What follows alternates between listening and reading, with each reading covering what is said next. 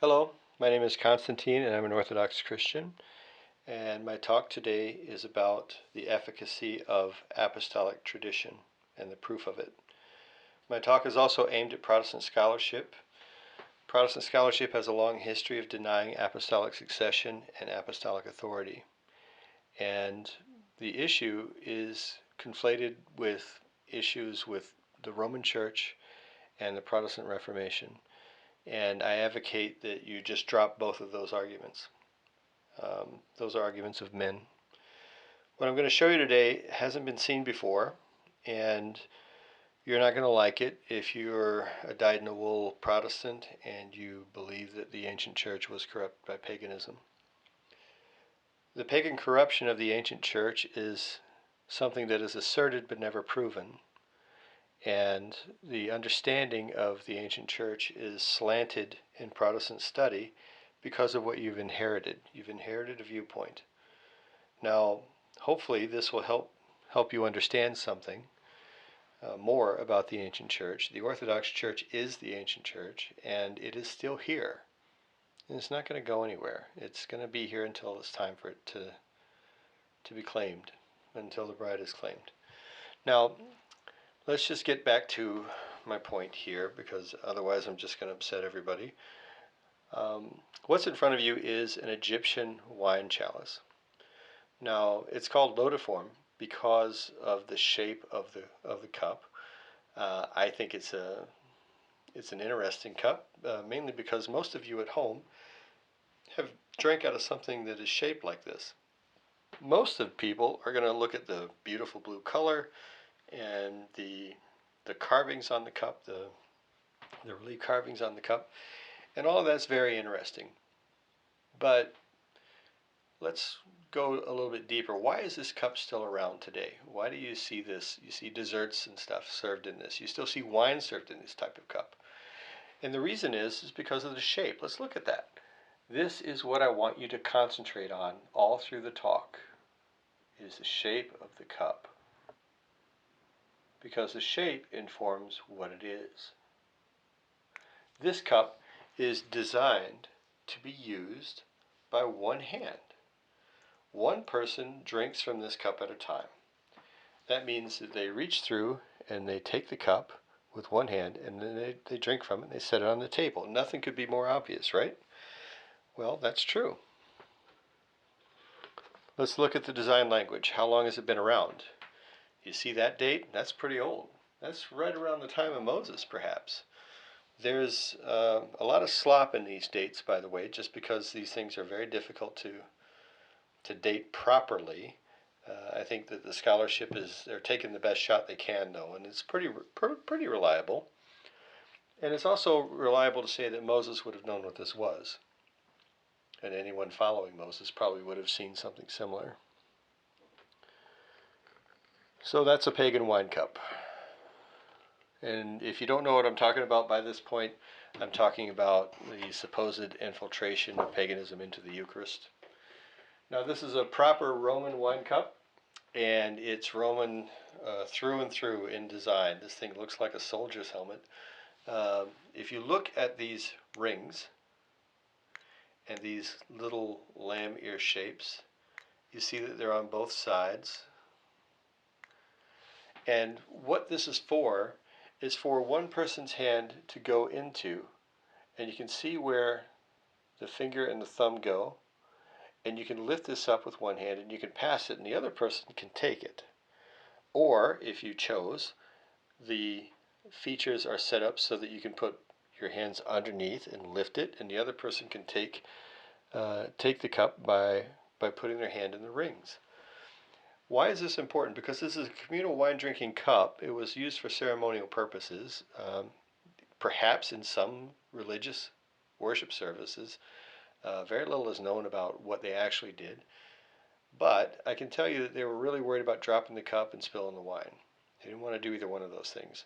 That would anger whatever pagan god they were worshiping. Now, this design is all over the ancient world. It also existed in ancient Egypt, but they were stone cups, and I have no idea how those people ever lifted them up.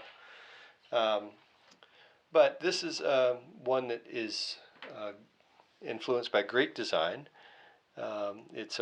We say it's a Roman cup because Rome had conquered Greece by this time, and they were in charge of Greece. And so, yes, this was probably made in Greece, but it was under the Roman government. But now you see here they've handled these this need for handling this cup with two hands by simply making the handles bigger. These ear shapes are from an older cup design that is purely Greek, that is called a chalice, but those are very often made out of ceramics, and they were harder for me to get a picture of. But my point is that you see this drinking habit, this drinking procedure done in this way with this particular type of vessel all over the pagan world. So the powers and the principalities that were under pagan influence used very specific design language for the concern and worship of their pantheon. Now, what does it mean? Well, I've heard Protestant scholars repeatedly make the error of calling the Eucharist a libation offering. It's not a libation offering. That's a very different thing. But let's look at an actual pagan libation bowl. This is what that looks like. So as you see, it's clearly not a cup, it's a bowl, and it has its own design features in it. And the design features of this bowl are found all over the pagan world as well. And you're going to see what they are, because the way the design language is supported by the use of the bowl. Remember, in religious practices, it's very important to not mess up. If you spill something or you drop something, you are offending something, whether it be your pagan pantheon or you simply just don't want to upset the congregation because you spilled something. Whatever you think it is, I promise you there's a design language to support the safety of the function, though. This is just that. That is exactly what that is. Now, some of you, if you've never seen this before, you might think that you might grab this and lift it up, or you might perhaps throw apples in it and serve it. Neither one of those things are true. This is a libation offering bowl. It was filled with oil or wine and poured out for religious purposes. This is how it was held. Now, this is hard for people to understand until they see this picture, right? This hole is where that bulb is. And so this is clearly how this bowl is held. It is held this way, so they can control the rate of the pour of the libation. That is what that is for. So there is a practice associated with that, and I think I have another page here. Yes, I do. There's a practice associated with that, and sometimes you see, you read where the libation is poured over a black stone, like the Baitless of Aphrodite is a famous one. Most of the time, though, there are these little offering boxes that were placed in the ground at whatever temple or shrine it was, and the libation is poured through these ports for those purposes. But this is kind of what it looks like, right? So if you really think that the Eucharist was influenced by paganism, we don't see how that works here in this picture very clearly, right? There's a guy with a bowl held a certain way, and he's got a carafe, and the carafe is fine. You pour carafe. I mean, drinking water could exist in that. We don't know what's in there. But the important part is that priest is performing that function in relation to a set of vessels that were designed for that function. Now, the assertion that Protestantism makes is that apostolic tradition doesn't preserve anything. It doesn't work. It's not at play anymore. Well, you probably don't know what this is. This is a coin that was unearthed in Jerusalem. They started showing up about 50 years ago.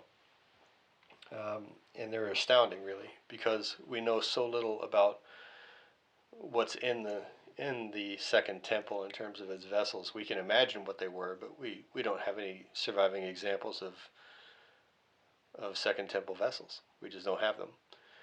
Now, what is this? Well, let's pay attention to this side of the coin. And you can clearly make out a cup shape, right? But you don't see the ear shapes that we saw on the Greek vessel. We don't see that, right? What we do see is we see a bowl shape and a stem, and there's this funny little bump here. And you got to remember that this coin is over 2,000 years old and is in pretty rough shape because it's probably been stomped on for a very long time. So let's find another example of that coin where we get a clearer picture. Pardon me. So again, let's focus on this side of the coin over here. And what you're looking at is something called an Omer cup. This is the first fruits offering cup that you read about. Now, what's important about the Christian faith is that it isn't new. The Christian faith is the continuity of the faith, established in the very beginning of Genesis. This is the same religion. A lot of people really want to try to pretend that it's a completely different thing. No, God's plan was unfolding, and His plan has continuity in it. The religion of God has never been without authority and leadership. It's just never happened. And if you think that you can go out on your own and make up your own way, just because you've read a few things, you're missing so much of what God has unfolded for you.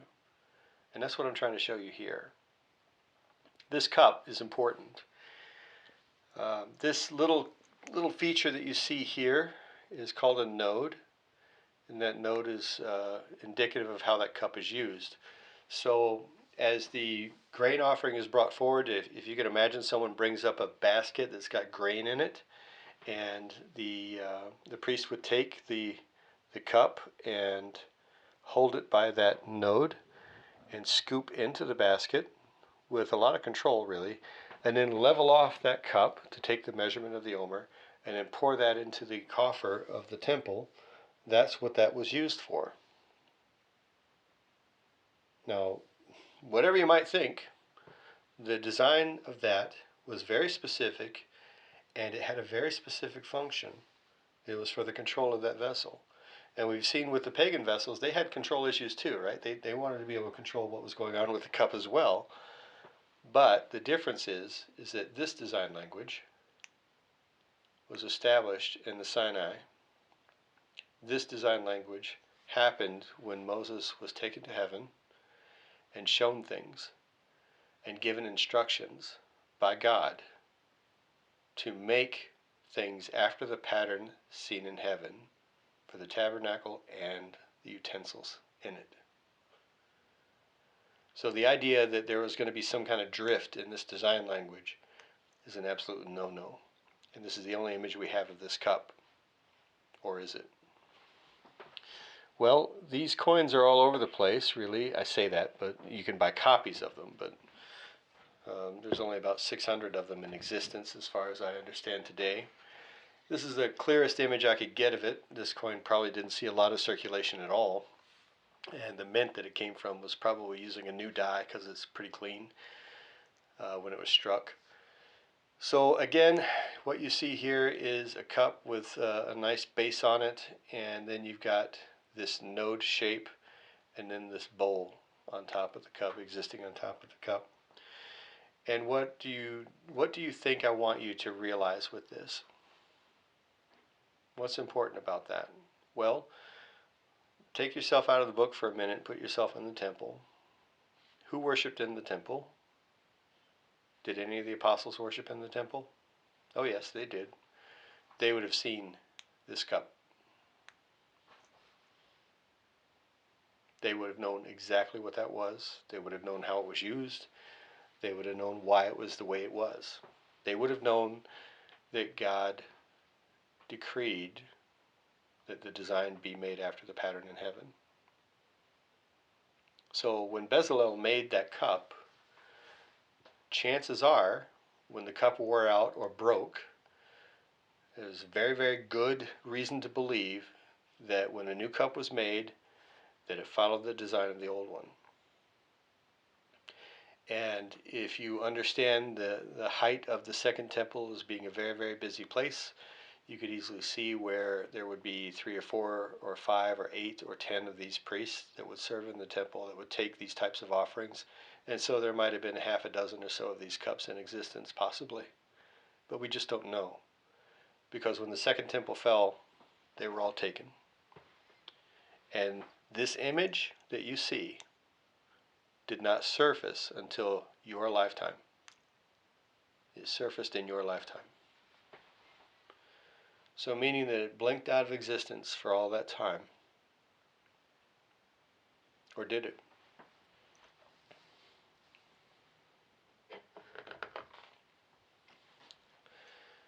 This should give you pause if you don't believe in apostolic tradition. This cup is a holy chalice from the Byzantine Empire. The date down here is very iffy. And the reason I say that is because the cup is so damaged. And it's really amazing when I think this cup was found in the 50s. And whoever did the restoration on it was really incredible because it preserved the form of the cup so that we could actually see it. But this thing had been crushed.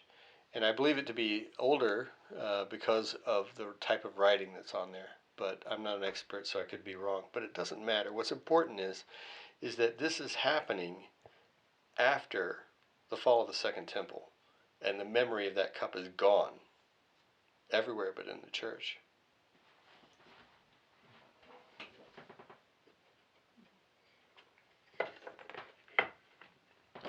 Here's another one. Another holy chalice from the Byzantine Empire. The Orthodox Church, by the way. What you're looking at is the same cup. The same design language is used in here. Isn't that astounding? So the tradition is only preserved orally, meaning that the apostles didn't draw a picture of this and say, make it like this. Chances are the apostles stood next to some craftsman at some point and said, this is how they're made. Make sure you always make them this way. And the priests would have been doing the same thing. And so what you're looking at in this isn't a mere echo of this, but it's a continuity of it. There's continuity as the authority was stripped out of the temple and brought out into the world. That authority had to have some continuity to the tabernacle of Moses. I'm afraid you have to look at this way. And this is astounding. This is amazing. And of particular interest to me are these stars, which I find are fascinating, but that's another talk altogether.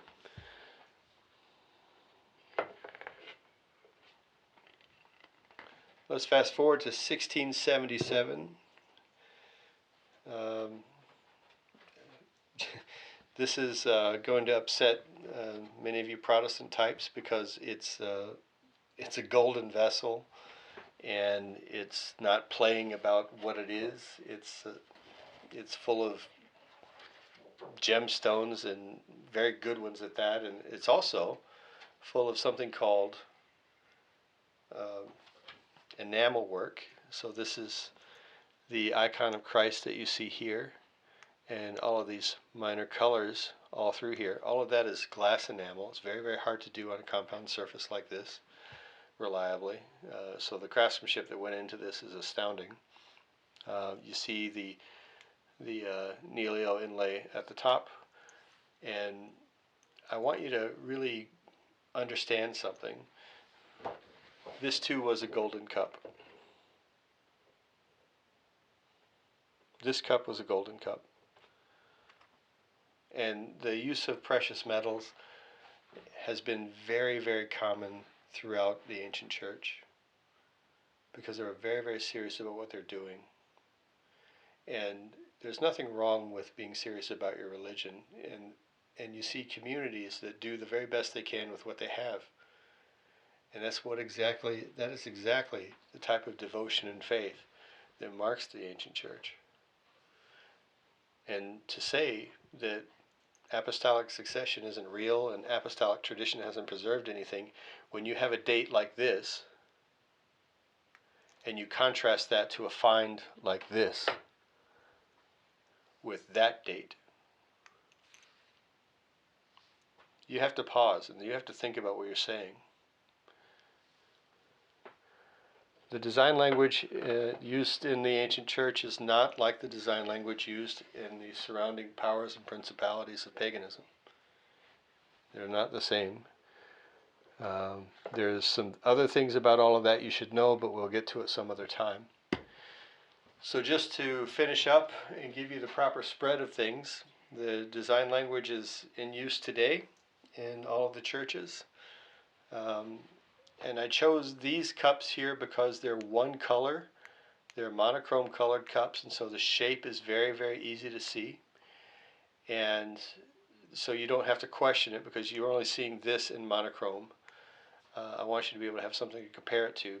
Most of the time in the Orthodox churches, you'll see a lot of heavy enamel and gemstone use on the cups, and so it kind of covers up a little bit of the shape. But to close out, something that was said to me when I first started converting, I had some things happen to me concerning these cups, and I went to my priest and I talked to him, and I had questions. And one of the questions I had is, what is that? And Father Mengels said, that's called a node. You have to have that because that's what you hold on to. And that's all he said. Now, my point about this is that that's exactly what that's for. It's for holding on to. And you have control over that vessel. And the other point that I'm trying to make about this is that the faithful in the church, in the ancient church, are faithful because they do what they've always done. They don't ask questions about, they're not interested in over-analysis of things the way we are in the West. But they're handed something, and they're handed something sacred. And the very first thing that they realize is that it is sacred, and it is holy, and it is set aside for something special. And so don't mess with it. Don't change it. That's the exact same apostolic tradition that was handed to them. Paul showed them this. Matthew showed them this. Mark. All of these people that you read about that were sent out showed this. And those churches kept it. And it's very, very disrespectful to say that they didn't. And the fact is that wherever you look, especially with regard to the Eucharist, you can talk about pagan influence, but I don't see it. Because it's not there. What is there is the continuity of the religion, making it the oldest functional organization in the world. And it's astounding. Now, that's the end of my talk. God bless you all, and I hope that I've made an impact on you. And as always, you can look for yourselves, but open your eyes. God bless you.